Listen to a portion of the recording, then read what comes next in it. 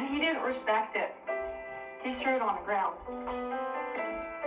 He broke it. And then when she finally found the guy that she was supposed to be with, she had to go to him and say, look, I gave away my purity to someone else. He kind of stole it from me. And this was supposed to be yours. But I gave it to someone else, and I'm so sorry. I'm so sorry I gave it to someone else. And it broke her heart. When I found out I was pregnant, I was devastated at that point. I was really scared. I was scared of all of my family rejecting me. I was scared of what my church was going to say. And it was very important to me to take responsibility for my actions because I had made this mistake. And so when he asked me to marry him, I said yes. I was trying so hard to love my husband at that time. I don't want to make mistakes.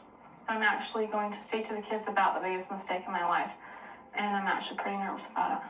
So let's talk about Robin Brown's purity speech for a second, because I'm still stuck on the part where she genuinely seemed to think her kids didn't know she was talking about herself and their own father.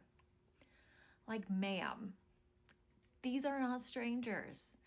These are your children.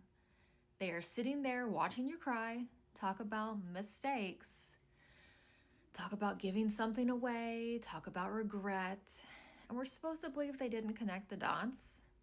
You're literally describing the exact circumstances that resulted in them existing.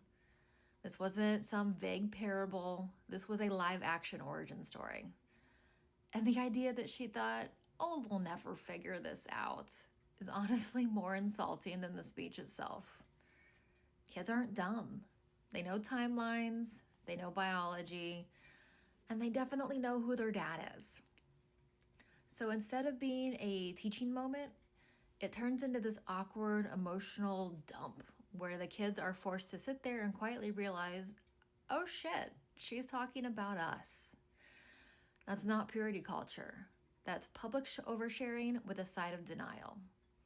Because if you're crying, apologizing, and framing your own life choices as a cautionary tale in front of the children created by those exact life choices, maybe the problem isn't their understanding. So no, they weren't confused. They weren't clueless.